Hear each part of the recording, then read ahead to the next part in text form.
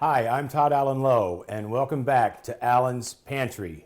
In this episode, we're going to be doing some vegetarian items.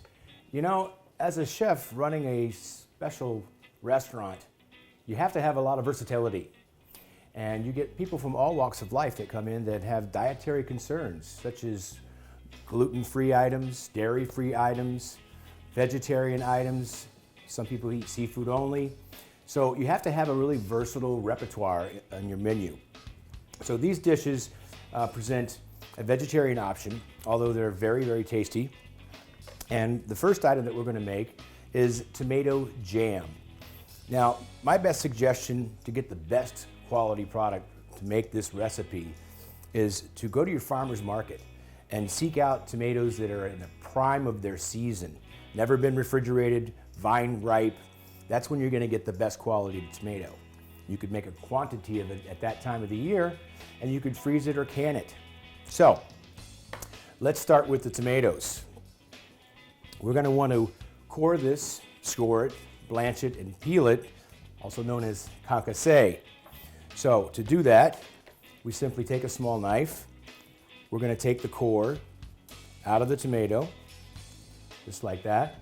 And then we make a light score on the other end in an X, okay? So let's do about 3 of these to show you how to make the recipe.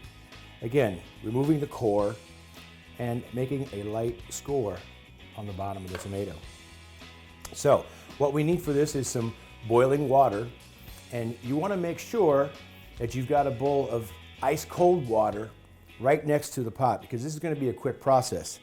Now, when I say quick, it does vary on the ripeness of the tomato. If you have a tomato that's not quite ripe like these, it's going to take a few seconds longer. If you've got a really ripe summer fresh tomato, it's literally going to take no more than 5 seconds. So, what we want to do is drop these in the boiling water. Okay, just like that. Okay, and what you'll want to see is when that skin starts to peel away from the tomato, you know you're good to go. And these tomatoes are going to take a few extra seconds. So let's just keep an eye on them. And again, make sure you have your ice water handy right next to the pot, because you know in life there can be distractions. Your phone rings, somebody comes to the door, and you've left your tomatoes in the pot and you don't have your ice water, you're in trouble. So, it's just about there. You can see where I've scored it. It's just starting to peel away from the tomato. Give it a couple more seconds. And we're going to be cooking this tomato product down quite a bit. So we're not that worried about over blanching these because it's going to be a well-cooked item. Now, if it was going to be in a salad, we do peel tomatoes for specific salads. That you want to make sure you get it right on and you don't overcook that outside of the flesh of the tomato. Okay, let's take a look at how we did. The skin should peel off quite easily. Yes, okay, perfect. That skin's just coming right off. Very nice. All right, so we're going to get rid of those seeds. Set those over there. All right, now to de-seed the tomato. We're going to simply cut it in half in this direction, opening up the tomato, exposing the seeds. All right. Now we're just going to take the back of a fork and we're going to bring our bowl over with our little strainer. See, I've put a little fine mesh strainer in here. I'm going to drop the seeds into here and let the juice pass through. So I find it's very easy just to take the back of a fork or a spoon and kind of go around right inside this cavity, and the seeds will just pop right out. See that? Okay, that one's done. And again.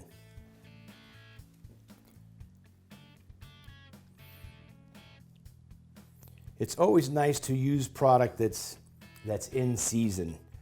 You're going to have the best flavor, the best quality, and the price point is going to be much better because they're plentiful, they're local, they don't have to be transported very far, so you can get them at a lower price. Almost there. Some of the other ingredients we'll be using for this jam that you see on the table: some fresh thyme. We're going to chop up a little fresh garlic. We're going to add some local honey, a little touch of balsamic vinegar, and just a smidge of tomato paste. And of course, salt and pepper. Okay, so let's let that juice drain out of those. Just going to wash my hands a little quick. Okay, now we just want to give these tomatoes a rough dice. They're going to be cooked down. As you can see, here's the finished product. So we're going to cook it down quite a bit, and those tomatoes will break down. But to speed up the process, let's give them a little chop. I just chop them in half, give a little rough chop. So we're getting close to the point where we're going to start sauteing these tomatoes. So let's get our pan hot. Very good. And we want a nice hot pan for this. Very good. Okay, so we'll finish dicing up the tomato. And you know, a rough dice is fine.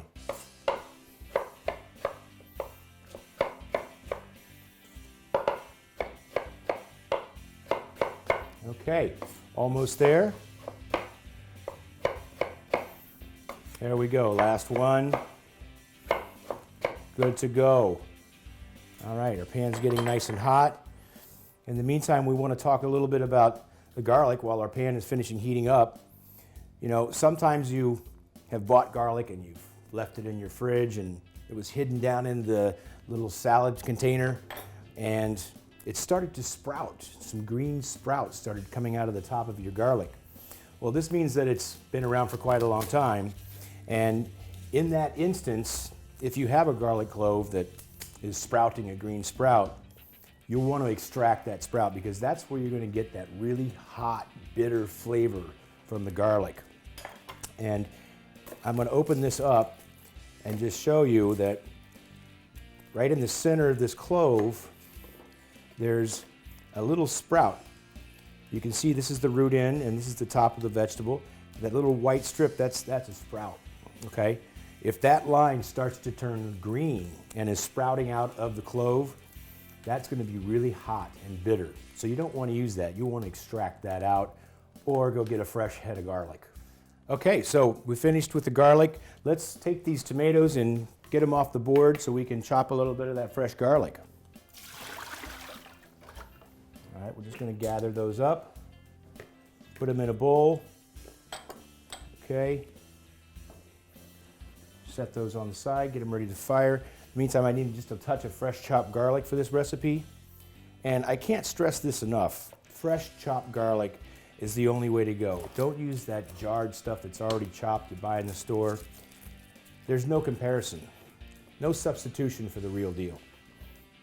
So we're gonna break up these cloves a little bit, take the skin off, give them a little rough chop, and we're gonna wanna saute those first in the pan, give them a little color, a little caramelization, a little nuttiness, and that way it'll give the tomato jam a really nice flavor.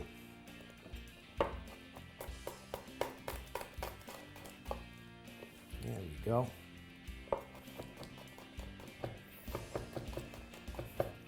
And there's another little trick that you can use.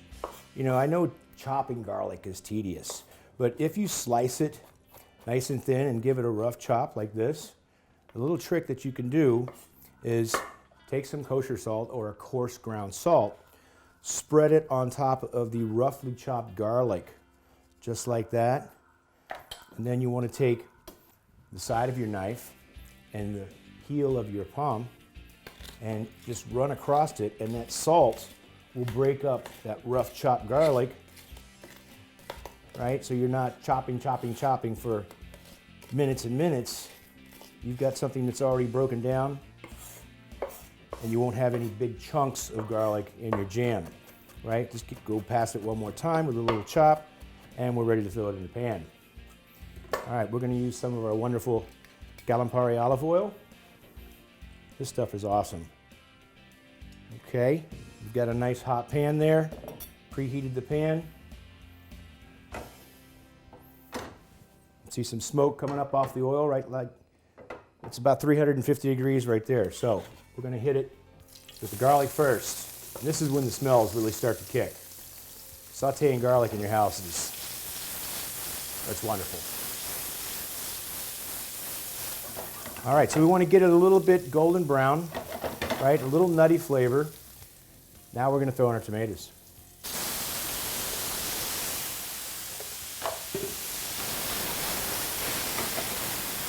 Now you're not going to attain that saute for very much longer because the water in the tomatoes is going to start to leach out. Of course, the temperature of the pan is going to come way down, but that's okay. In time, we'll get there. Speaking of time, let's chop a little fresh thyme for this recipe. We want to take the majority of the stem out. The stem does have some flavor, but it doesn't break down very well. Kind of chewy, if you will.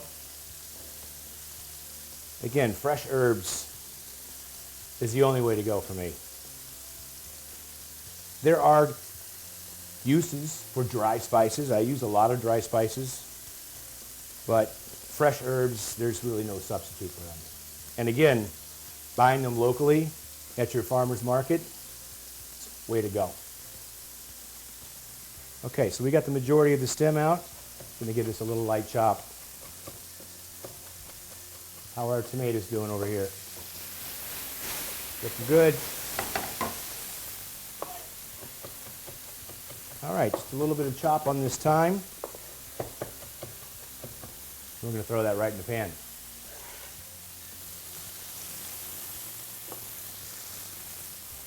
Okay. Some of the other ingredients we're about ready to add. A little tomato paste.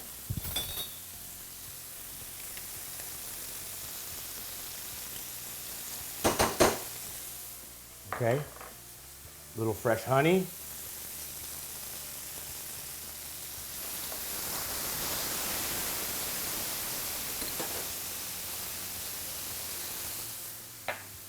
And of course, we need a little salt and pepper.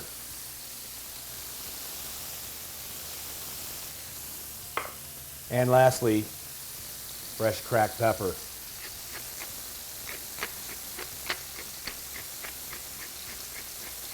Nice. Okay.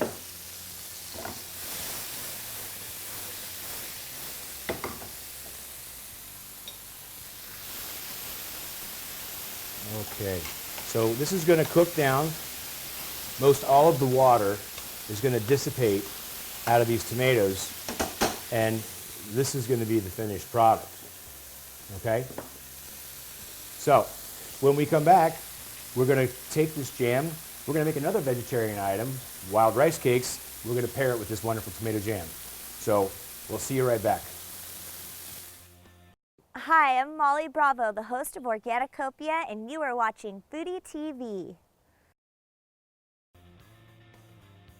Okay, so we've finished our tomato jam. Let's move on to our wild rice cake that is going to be paired with the tomato jam. We've got some long grain and wild rice cooked off here. We're going to use a little diced yellow onion,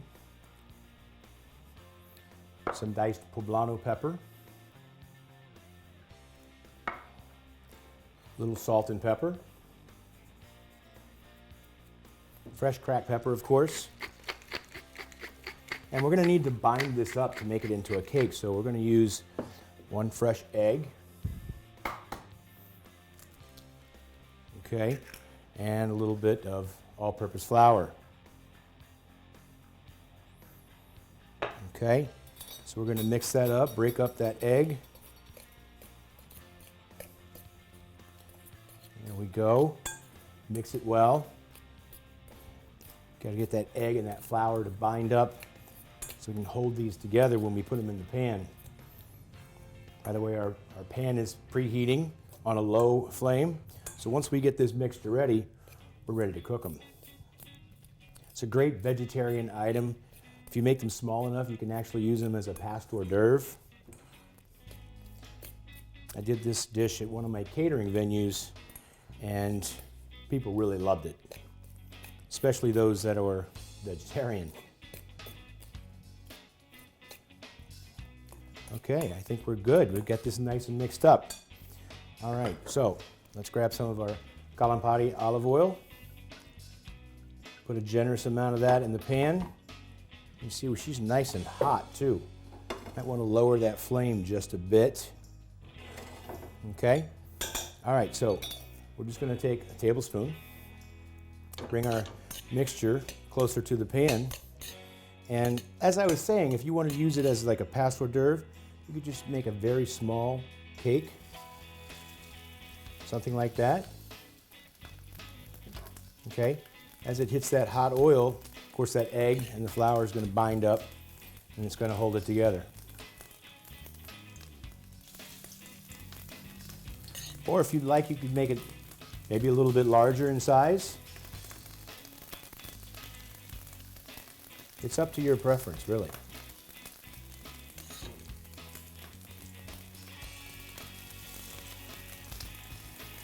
Try to keep them in a round shape. You may have to tuck your edges a little bit for bits that are not quite uniform. Let's make about 6 or 7 of these. What do you say?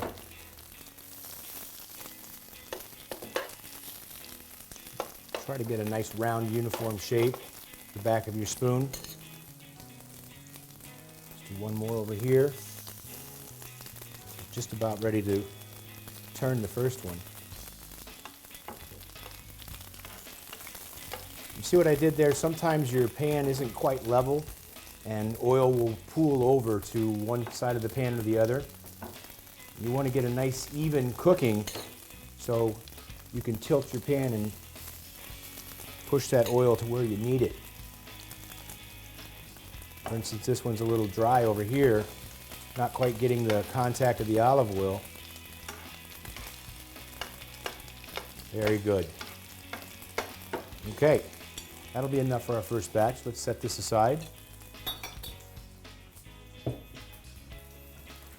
All right, so you see I set up a little sheet pan with some absorbent paper towel. We want to try to dab off that excess oil before we plate these and serve them. Look at that, nice and golden brown, a little crispy. That's what you want. And you see how they're just sliding in the pan and they're not sticking? That's because the pan was preheated. If the pan was too cold and you tried this process, they're probably going to stick. So always start with a hot pan. You can always reduce the heat later, but starting in a cold pan, you're not going to get the results you're looking for. Okay, let's turn this one over. There we go, golden brown, very nice.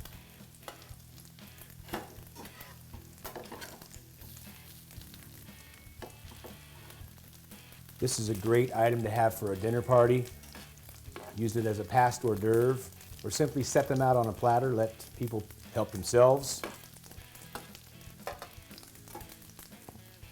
I've had the experience of doing a lot of catering, a lot of banquet work in my career, and I've found that you really have to have a nice variety of vegetarian items along with your appetizers.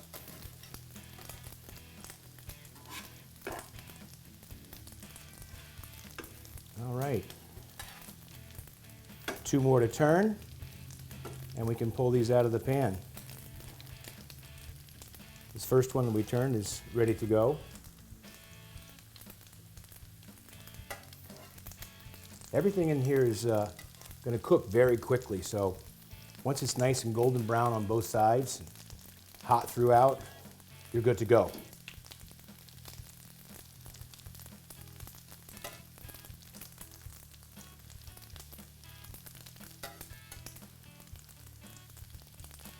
Okay, almost there.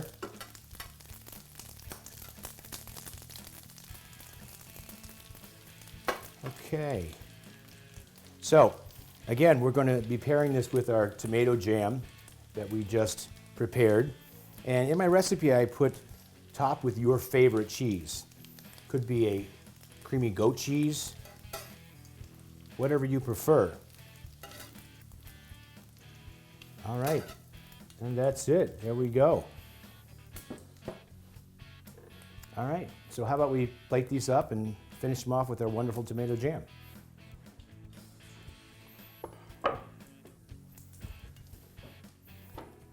It's always nice to dab up that excess oil, even though it is really tasty, good extra virgin olive oil.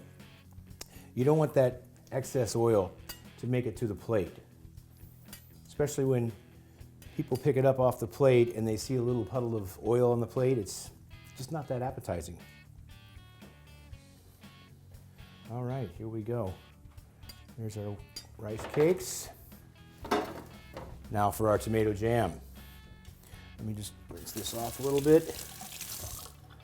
All right, now this stuff is very concentrated. It doesn't take a lot, right? Just a little dab of that tomato jam right on top. All right. This stuff is fantastic. You can hold in your freezer or you can can it and have it through the winter months when tomatoes aren't that great quality.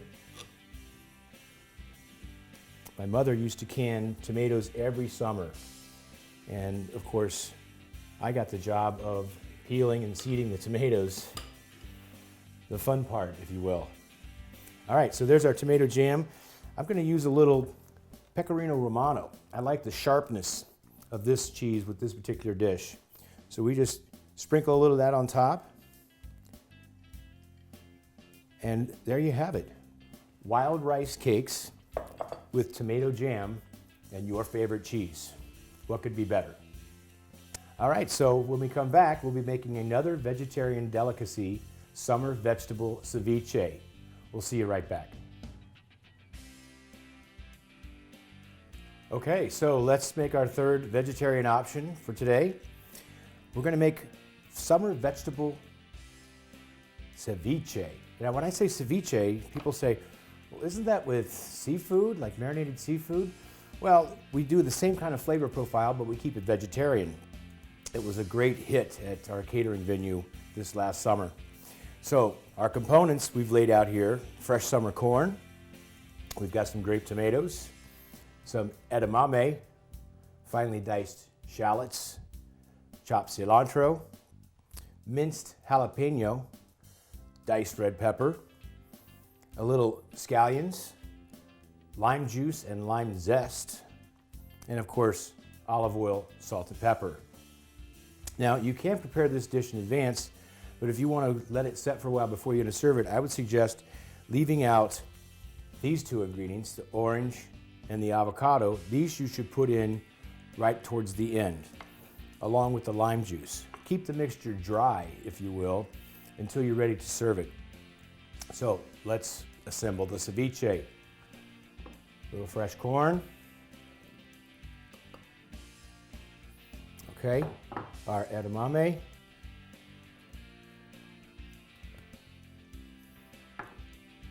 Grape tomatoes cut in half lengthwise.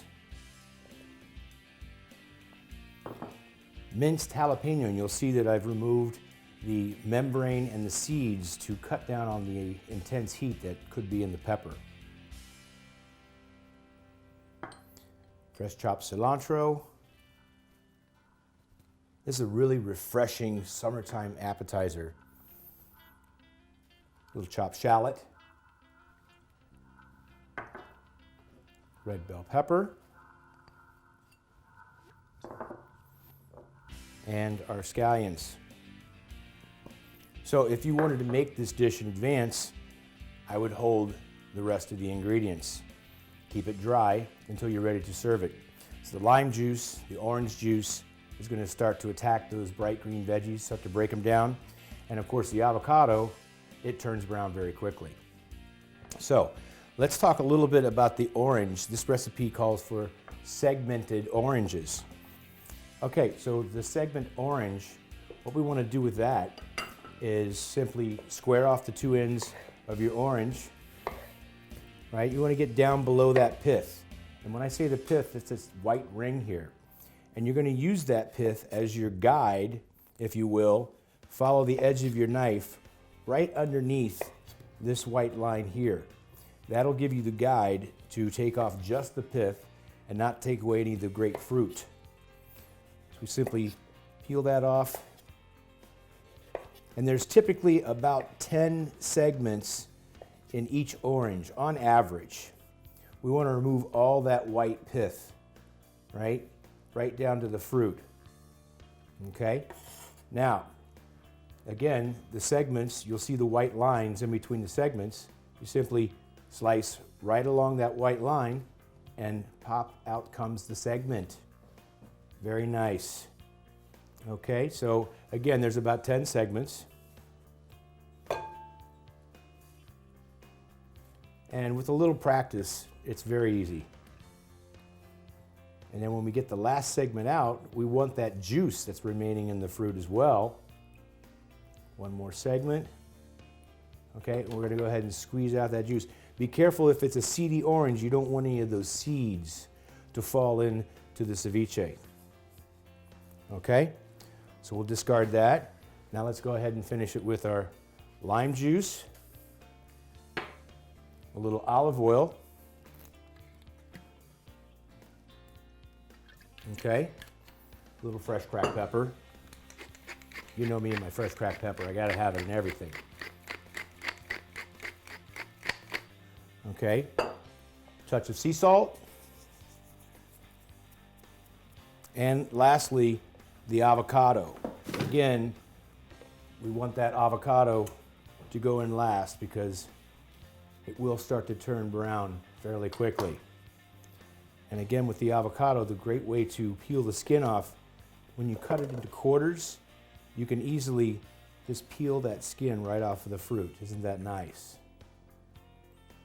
And I think for this particular dish, half of the avocado should be just fine. All right, so let's quickly dice that up, mix this salad, and it's good to go.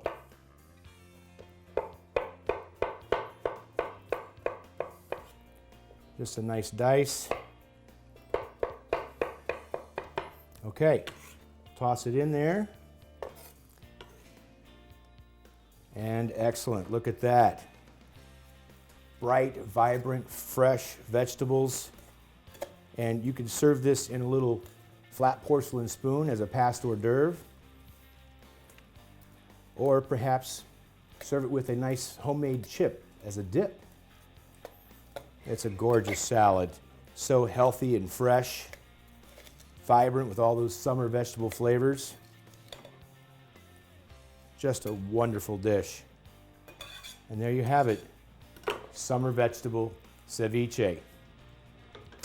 So, if you're looking for some great vegetarian options, follow my recipes on today's dishes, and you'll have great, vibrant food for those vegetarian friends that you want to entertain.